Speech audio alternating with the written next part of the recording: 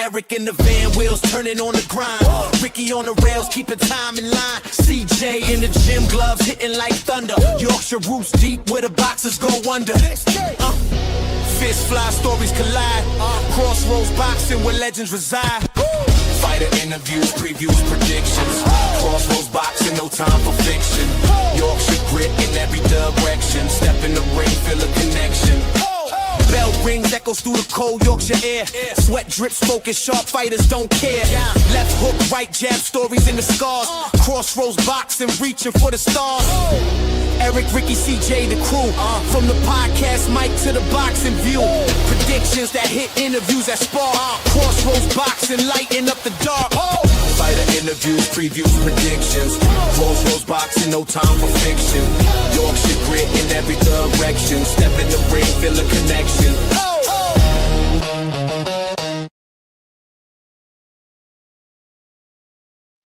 Welcome everybody to another episode of the final round. I am going to be joined today by a very special guest.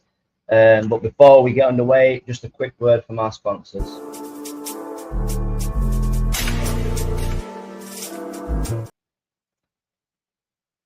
If it works.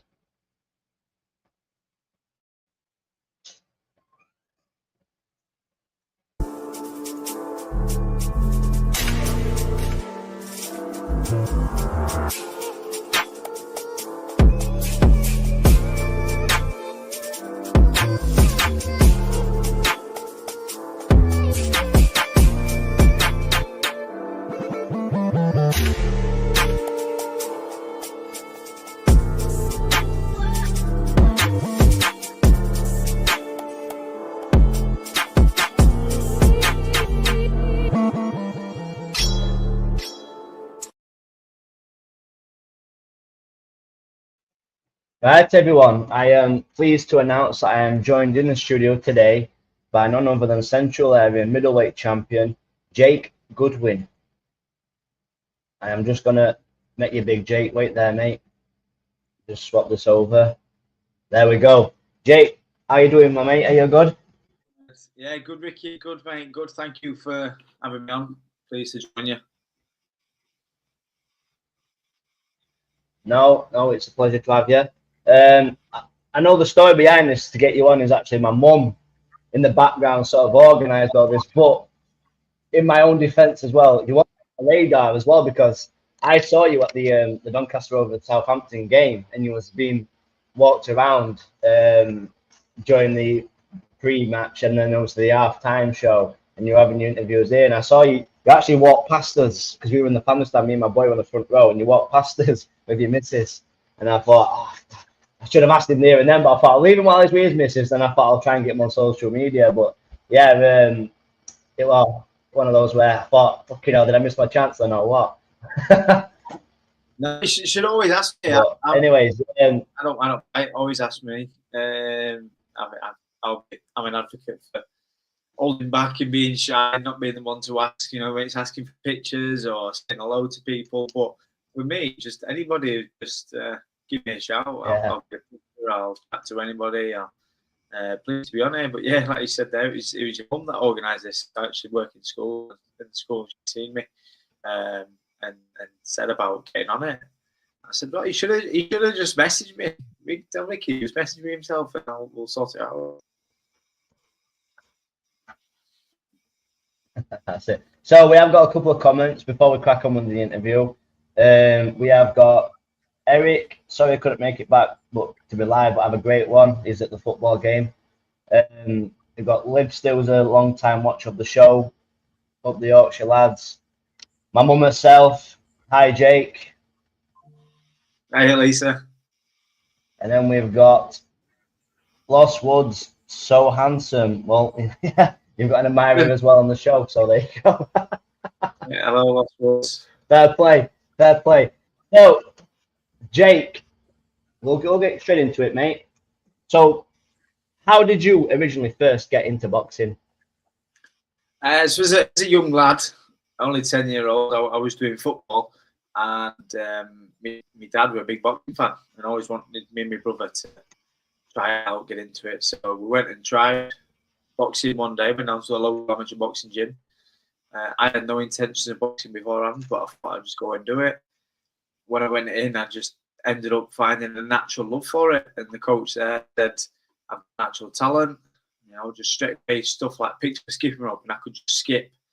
I got in the ring and it felt nice in that boxing stance and punching.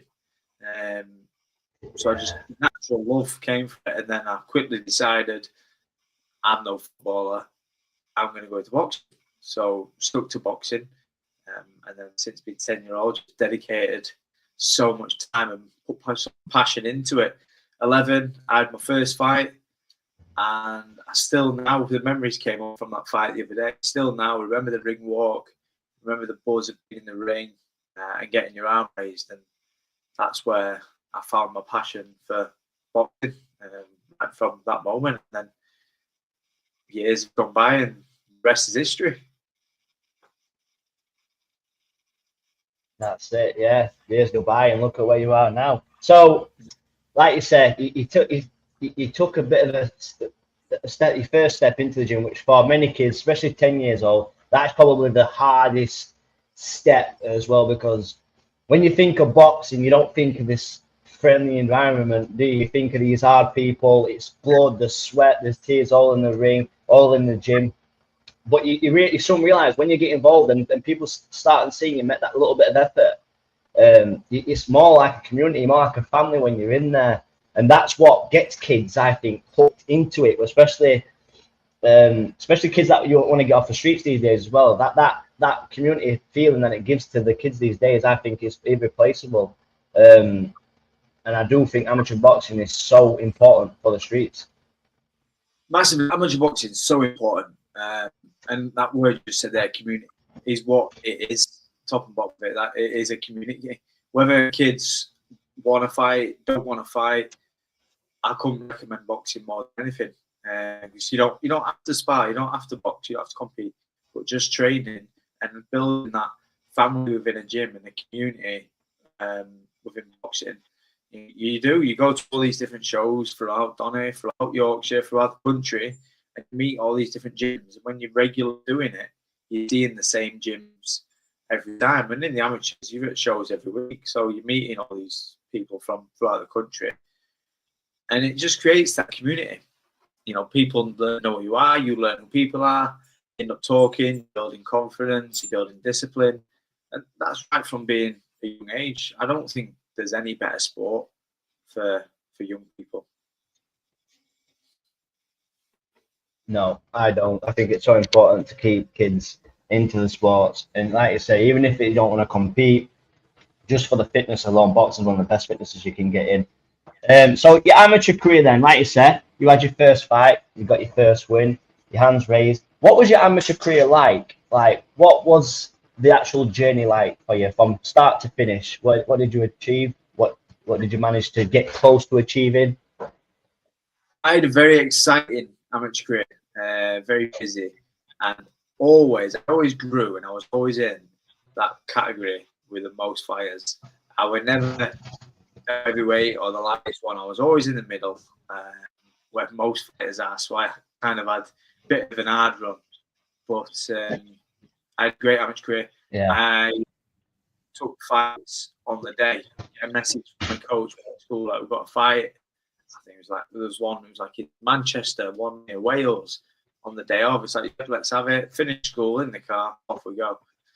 And that was my amateur career. I remember 1 week I had 3 fights in a week, 2 of them with the same lad. Because it was quite often, right, you win or we win, we'll rematch on your show next week. And that's how the amateurs is. It was just busy, fight anybody, go and get experience. And then every year I went to the championships, won the Yorkshires. I can't remember how many times, but I did win the Yorkshires a few times, got to the national stages, then moved to uni. I went to uni in Leeds, and then I moved over and started training in Leeds. And as a senior, I did really well. I had a really good senior career. I won gold the university championships twice, so I'm a 2-time gold medalist. I trained on the England team, the GB facility a lot, met a lot of people, and been under the guidance of some very good coaches over the years. And these are all experiences just from me walking to a gym one day. Had I have not done that at 10, I would never have experienced all of that. Finishing off my amateur career with 53 fights, boxed in Ireland, Isle of Man, Yorkshire, Lancashire, London, up north. Got been all over, met a lot of people, experiences. In it was 12 years as an amateur before I went pro, 12, 13 years as an amateur before I went professional. Yeah. So a lot of experience, a lot of stuff to take. Nothing I'd change. Yeah, great experience. 53 fights to finish with. That's brilliant. That's amazing. So for me then, it's like, what would you? So you've got amateur boxers these days that are coming through. My son included. He's an amateur boxer who's he's been doing his skills bouts, but he's making his actual first competitive bout in May. For people like him that are 10, 11, 12 years old, they're coming through. We know yourself as I'm a licensed coach. You know yourself as an actual amateur. It's not something that you can be in or around. It is like near enough a lifestyle, the amateur boxing. What would be the best advice you could give to young amateur boxers that are coming through or want to really achieve something? Take every opportunity that comes. Don't listen to people about cutting weight and draining yourself. Yes, diet. I'm not saying going on a bad diet, because I'm an advocate for good diets. It's what I always talk about within the lessons that I teach in schools. Have a good diet, eat well, but don't starve yourself. Don't cut weight when you're 11, 12, 13 years old. Just box at your natural weight and box as often as you can and enjoy every opportunity. Win or lose, or you might turn up and the fight doesn't happen. Just take every opportunity possible, get your face out there, get yourself known, and that experience you'll later thank yourself for taking it. Yeah. I say that's probably some of the best advice I've heard as well when it comes to the weight draining. I've heard some horror stories about the amateur game where coaches have put weights just to make the boxers weigh a bit more, and it's you know yourself, it's a dangerous sport. These are kids. Just let them have fun with it, let them learn, and let them take it as serious as they want to take it. But moving on, you will then find yourself turning over into the pro game. How did you find what were the key differences in the changeover, and how did you find the transition into the professional game? I always had the goal of becoming professional. Because when I started boxing, it was at the time Jay McDonald was the British and Commonwealth champion, and I held them belts. They're the pitches that killed me. And that was my first motivation and insight into what professional boxers can achieve. So from there, that's when I always knew I wanted to be pro, but I always knew to be the best pro, have the best amateur career. I used to follow the Olympics a lot, and I always knew the Olympic lads would go on to have great pro careers. So I always knew I was going to do it. So I've always psyched myself up for that. But the biggest change is the intensity that you train at, the longer rounds, and more rest. As an amateur, I was training all the time, running to the gym, running back from the gym, training all the time, sparring all the time, fighting all the time. Never really rested. In a pro, you train more intense for longer, but you give yourself days off, you time to recover. But just you've got to be more disciplined. Amateurs is disciplined. I'm not saying it isn't. It's very disciplined, but you do have to be more disciplined. The diet, the training, the lifestyle, sacrifices that you have to make.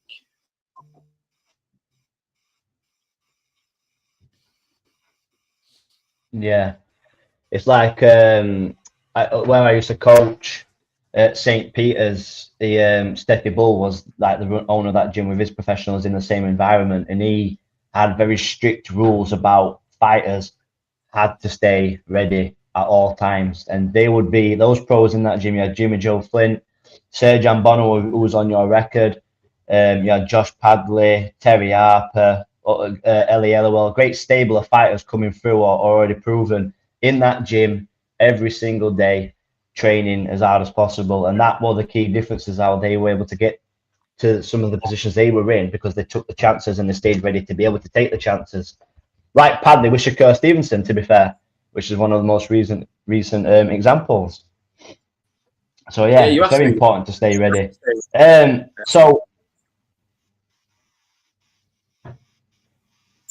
So explain then the feelings of your professional debut, making that first ring walk, take me back, and getting your hands raised. What was that moment like for you?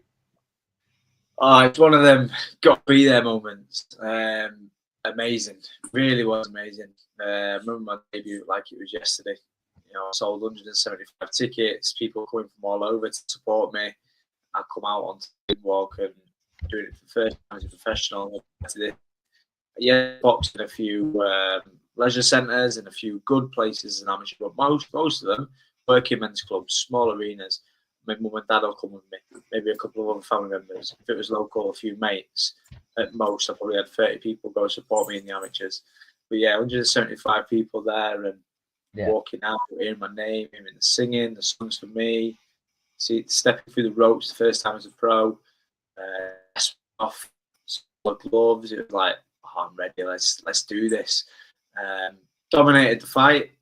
It was a great fight. I had a really good debut against Josh Hoggins. A bloke. I've kept in touch with him since the fight. But I knew I won, and that feeling of just getting that arm raised was like, yes, this is what I've dreamt about many times. It was a feeling like no other. It's your moment, that, isn't it? Yeah. So your style then, what would you say your style is like? Do you base your style off of a certain fighter? Who's your favorite fighter? My style's very I can do a bit of everything, really. I'm more of a classic boxer. I'm not a brawler. I'm not messy. Classic boxer. Box long, I can box short, I can counter, I can come forward, I can move. Very good jab style, which a lot of people struggle with, a lot of people find awkward. But I can really change my style. Fitness is great, so I can go for long, intense rounds, or if someone wants to dawdle about and take the time and have a bit of a breather as well. I can box anyway. For me, I've got a few fighters that I've always liked watching, always looked up to. When growing up, it was Muhammad Ali, Floyd Mayweather, Manny Pacquiao. Pacquiao was a southpaw like me, so that's why I'm a fan of him. Always wanted them two to fight and fought a bit too late, in my opinion. So I was a big fan of both of them. Yeah, that's my style. Can do a bit of everything. Who, just based off that, because I'm a massive Mayweather fan as well, I do like Pac-Man. If they'd have fought in the primes, who would you have picked? Who would you have picked to win that fight in the primes? Pacquiao. Would you really? Yeah, I think he would have got on top of Mayweather too much. Mayweather's amazing. I think he's quality. And I think he's done so well because he's boxed everyone at the right time. When he fought Canelo was still a boy at that time. He fought him at the right time. Had he fought Canelo in his prime, outcome. He would have fought Mayweather at Pacquiao a few years earlier. I think it would have been a different outcome. I do.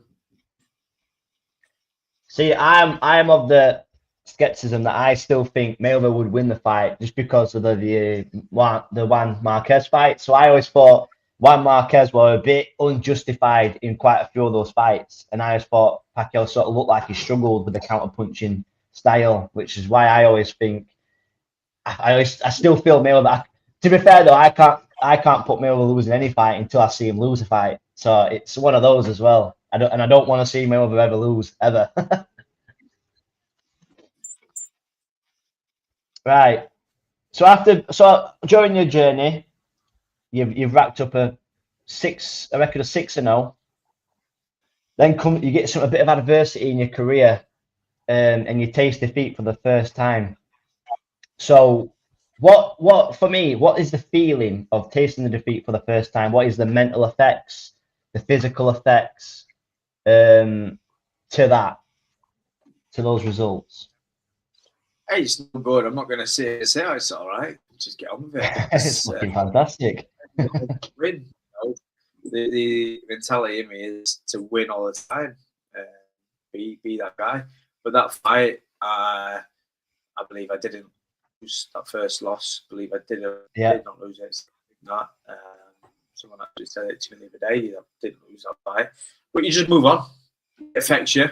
It gets under, but you move on. That's how you got to do. You know, it's happened. You can't change the past. You just go on. And then at that same night, the opportunity came to me. But a lot of things went off in life that weren't good, and I probably should have took that next fight. So then after that, I actually thought, you know what, I'm gonna have a bit of a rest. Think about what to do in life, and there's a few things that I needed to change with personal life, not just boxing life. So I made them changes, come back, and ever since, his career's been on the rise. I'm just improving fight upon fight, getting better, fitter, stronger. I'm doing more rounds. The last one was a 10-rounder. Making the change to where I'm at now has been the best change I've ever done.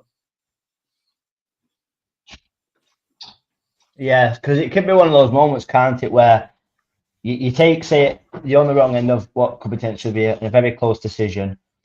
Then, obviously, like you say, at that moment in time, you're in a bit of a dark place anyway in your life. And you're automatically thinking, because that's just happened, you need to get straight back out there. And like you said, the wrong timing for you, and it just weren't meant to be on those nights. But if boxing proves anything, lessons are to be learned. They're there to learn, and everything's an experience that you can just take in your stride and learn from. What I have got a question about, and you can excuse me if this is wrong, because this is off BoxRec, but I've got here weights that you've fought at in your career so far. It's 155, 156, 158, 159, 161. Was this like you were experimenting with weights, finding out what weight you best felt at, or was it just you just taking every fight you could possibly get at the time? A bit of both, really. You know, I started off my pro career wanting to be a middleweight because that's what I finished off my amateur at. And then I realized that it's different in pros. You can go down to super welterweight. So I did that, but then them losses was at a time where I'd grown a bit more. I'd put a bit more muscle mass on. Yeah. It wasn't easy to make the weight, and I was cutting too much because I'm naturally quite lean anyway. I don't really put much weight on. Yeah. But then after that, I took the break. I thought, you know what? Let's go up to middleweight. I had that first fight at middleweight, the one that was Owen Anderton. And great. Punch resistance was better. I was so much better. My effort in the gym so much better. So I'm not hungry. I'm not thinking about food. So just moving up the weight was good. I mean, that's now where I'm campaigning. Weight so comfy. It's only £6. I think a lot of people think, I'm one of them, think you lose that weight, you're going to be so much stronger at the weight below, which is correct somewhat. But when you're doing it too much, it's like, don't do it. Don't do it. Just build up to that weight. You can see it in some boxers, can't you, when they do cut the weight. Some of them are very severe. You can see it all in the face where the bodies still look immaculate. They still look amazing. But you can see it. I feel like you always can see it in the face first. How drawn they look. Like when Eubank, for me, fought Ben twice, you always could just feel like you could see it in his face. But yeah. So what did you say then? Do you think then, obviously you fought at 161, you're at 159 currently. Is that where you feel best? Do you reckon you will move up eventually, or are you just going to start feeling out and keep feeling out the middleweight division so far? I'll be staying in the middle. Unless any other big opportunities come or I put a bit more weight on, I'd move up. But there's no need for me to move up to super middle anytime soon. I'll stay in the middle. Find your lane. You're going to stick in it for now. What does this? Oh, fat way there. So obviously, fast forward now to the present, your most recent fight, your first 10 rounder, and you pick up against Marcus Tomlinson. In what I've seen, I've not seen the fight yet. I've been trying to find the fight to watch it, but I've seen it dubbed as Fight of the Year, so I'm definitely going to watch it. You pick up the Central Area Middleweight title, which for me is still a great title to win. I know some really great boxers that have been Central Area Middleweight, not middleweight, but champions. What was that moment like for you to pick up that title, have your hand raised, and have that belt around your waist? All this work, again, like the debut, all this work, all these years, I've won this title. I've done this. This is mine. I've entered boxing with nothing. I've never been expected to win a fight, let alone a title. My first title, and I knew it was going to open doors to bigger things. But that was a great fight. I've shared it on my Facebook. I have to find it. It's a quality fight.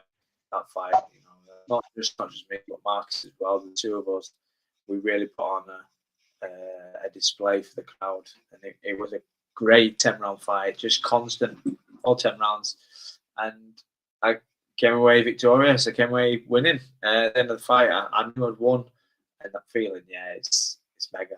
You know, getting that belt around your waist for the first time, it's mega. Just because I knew what would be to come for it next for me. Yeah. Well, so yeah, explain then. Obviously, I know you've got some announcements, but you can't make any announcements today. What sort of doors, like for people that win, like, because me, Eric, TJ, we're traditionalists for boxing fans. We love boxers that take that traditional route. What doors does that open up for you to win that central title? That's what I've always wanted to do. I've always wanted traditional route: Central, English, British, European, Commonwealth. Well, traditional route. Because I'm not a big name, because I'm not already well known or already got family that's done it before, I was happy to take my first step as a Central Area, first title, first one I can take, and put my name. So winning that, I knew then, well, I'm now going to get put in line to the English. Get put in line to the English, then got the British. From that, on and on and on. So winning that, I knew would open doors for me. But I knew as soon as the fight finished, how good of a fight that was. All it's going to take is for the right person to watch that, get me known, get me some publicity, get me a TV show, get me something big, and then I get noticed, and it's up for that fight is was there to do it, and it delivered. Yeah, brilliant. That's what you want. I'm gonna share it, and I'm gonna watch it as well myself, because I'm looking forward to seeing it. Oh, my favorite fight. We normally have Jack Gladman who tunes in. He's actually a British matchmaker. He matchmaked Friday night show with Thomas Asomba and all that. He matchmaked the full show, and he normally tunes in as well. So what does this year look like for you then, Jake? Oh, in fact, he's here. Speaking of the devil, he's actually tuned in, Jack. What does this year look like for you? What are your like plans that you would like to happen or unfold? How do you see your year playing out? So I've got a fight scheduled, fight to be announced next week, which is going to be in the third quarter of the year. Victorious in that, move forward, and more doors are going to be opening. I've already been told for that. So right, it's a hard thing to say because I'm focused on what's next for me, and it's a great opportunity. What's next for me? I just can't wait to get it announced. I can't say anything because it's got to get announced by promoters first. But it's step by step for me. I can't look too far in the future because I've got something in front of me. First of all, that I have to come through to then move on to the next thing. And it'd be wrong of me to just look past that and move forward straight away. So looking forward at the next fight, which is a big one, a great one for me. Get that recognition and get myself known. Right then, so I'll put this to you. In 5 years' time, Jake, where can we expect to at least see you? Where we're going to see you in 5 years' time, my man?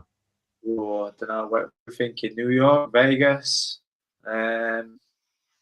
somewhere big, Wembley, somewhere between. That's where we'll be in 5 years' time. Taking that Doncaster crowd with you. Yeah, why not? Yeah. Could you imagine Donny lads in Vegas? Fucking hell. Right. Right. So I have got a couple of get to know you questions, but before we do that, we'll go through some of the comments for everybody that's tuning in live. Lost Woods, did you have any other interest that gave you that same feeling or interest that you dropped for boxing? So interest before starting boxing.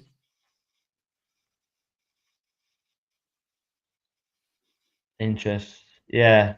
Have you had any other sports that gave you that same feeling? Not other than the feeling that I have boxing. I used to think it did. But no, when I found love for boxing and the passion I have for it, it really is the only sport that's given me this feeling. The only thing that does give me the passion and feelings that I love and enjoy is something I've done since starting boxing, and that's coaching, teaching, inspiring the next generation. That's my second biggest thing for what I want out of my career, aside from being as successful as I can, inspiring the next generation, which is why you see me at Chemo. I went there with the belt to show around to the kids that were in the stadium what you can achieve if you put your mind to things.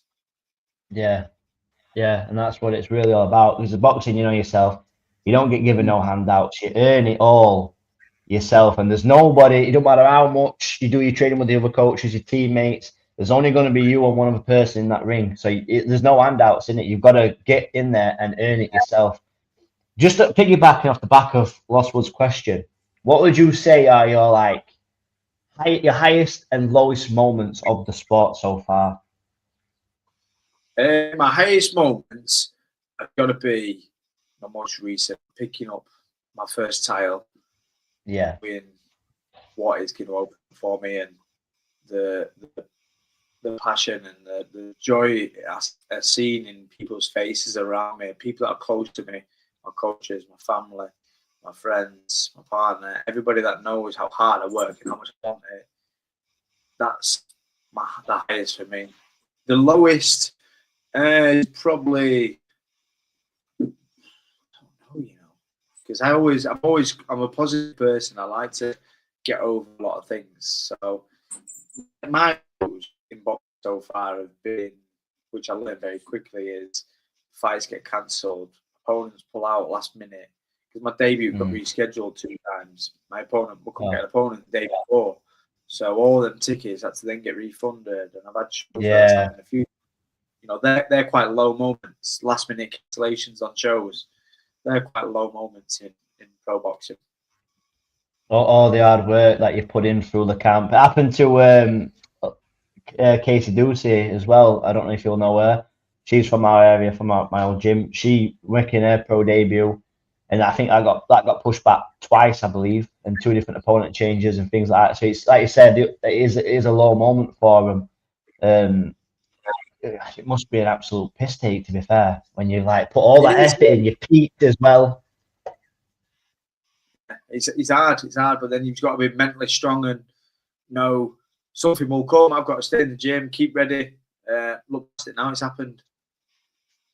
Yeah, that's it, mate. That's all you can do is keep trying. So we've got a question from Eric. If you have one, who are the top 5 pound-for-pound boxers right now? Oh God! Right now, I don't know if I can go for 5, but 1 would be Usyk. It's got to be on it. You agree with me on that one, but yeah, it's got to be Usyk number 1. The next 5, it's very hard. I don't actually know what order I'd put these boxes in. But I'm just going to go with my number 1. But top number 1 is Usyk. Yeah. Crawford's just retired, but Crawford would be. Yeah, you don't count. You got a new way. Forget about him now. He's retired. Yeah, I know. That's it. Yeah, you've gone. You've left us. Jake from Lobster, what football team do you support? I'm a fan of Donny Rovers. my city, get up, yeah. where I'm from, where I'm going to be more often. That's it. That's what we want to see. We want to see that show at Keepmo. We don't want it to go on as long as Terry Harper's though, because that were a nightmare. When are you boxing next, Jake? I It's think you going to answered be that, didn't you? Yeah, it'll be the back end of March. Back end of March, it's going to be. So make sure you get some tickets, Mum. He's give you plenty of notice. Don't be cheapskating. It's on a weekend as well, not a work. Yeah, Jake won't remember me, but we met at Warrington versus Lara 2. All right, Jack. I might have seen you. Might remember if I seen you. Yeah, he's the one that's the matchmaker. Right, okay. Right, so just a couple of get your noise, and then I'll not take up much more of your time, mate. Hobbies then. Do you have any hobbies outside of boxing? It's all sport and fitness related. I'm a bit of a fitness freak. Yeah. Go on then. Yeah, swimming, running, walks, socializing. Yeah. Just anything active. Just being active for me. No, that's good. To be fair, it's what you need. It's nice to see that, because there's too many people that are just happy just to sit back on the phones, on the stuff, sitting indoors. Get out there, get amongst it. What's your favourite cheat meal? Oh God! Gotta have a cheat meal. Get me down to creams at Lakeside. I'm a sweet tooth. Creams. Do you know what? I haven't even been in there yet, neither. No, there was one actually. A story I've got here. So one of the fights actually got cancelled the night before. I was absolutely gutted. At the time, it's just a couple of years ago. At the time, I was living up in Leeds. My girlfriend were living in Donny. This was before we were living together. And I rang her. I was like, "Oh, fight's been cancelled. I'm gutted." Meet you at Urban Burger. Burgers, halloumi fries, milkshake, the lot. Oh, it was great. I fucking love Urban Burger. A bit too much, I think, at all. Right, so we've got a couple of fights on this weekend. I want a couple of predictions from you from Warrington versus Wood 2. Who are you going for and why? Warrington points, because I'm in the gym. I know how hard the man works. I know how fit he is and how focused he is. And I know how good he is. And I know he's going to be leading. Yeah, his work rate for me, Warrington, especially now that we're getting to public Twilight is one of his career as well, is absolutely relentless. I still remember when he was making his debut, and the big story about him was he was actually at the time training to become a dentist. If I remember correctly, so anyway. But obviously, it's a good job he didn't bother, because world champion, he's had the loins of the sport, he's enjoyed the riches, and hopefully now he can sign off with a big win over his rival, because I know for a fact that when you go through that fight, it eats at him losing that fight. He's not a happy bunny about losing that one. No, he's great to train. Josh, was being that gym's quality. Having someone who works so hard, he's so fit, it pushes you to train even harder and work. You know, someone that's been as high as he's been to train alongside him is phenomenal.